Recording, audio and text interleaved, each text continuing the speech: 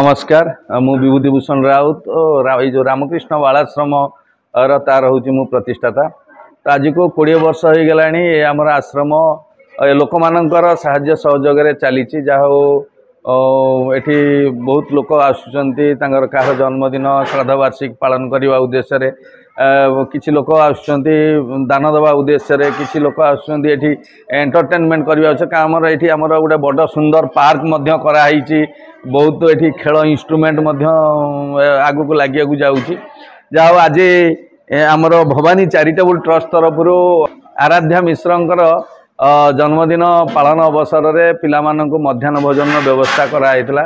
तेणु मुझे Bhavani charitable trust Narayan सार को बहुत बहुत धन्यवाद देवी।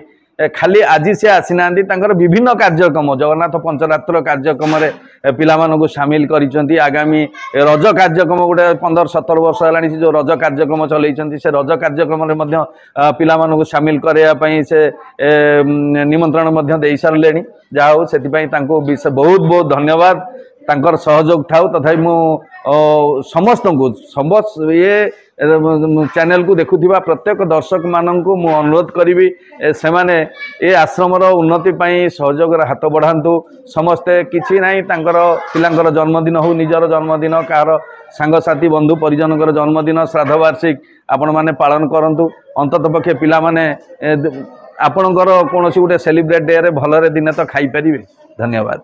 जय भवानी चैरिटेबल ट्रस्ट 2017 रु अवहेलित गुरुजन वरिष्ठ नागरिक आ पिला मानक पई जो मानक संगे गोटे कार्यक्रम सब कि मुहूर्त गुरुजन और परिवार सहित किछि मुहूर्त अवहेलित गुरुजन और पिला मानक सहित आमे चाहूँ जे सेठी किछि समय कटाए कि सी गोटे दिन जो खुशी तांका मन में आसवा दरकार।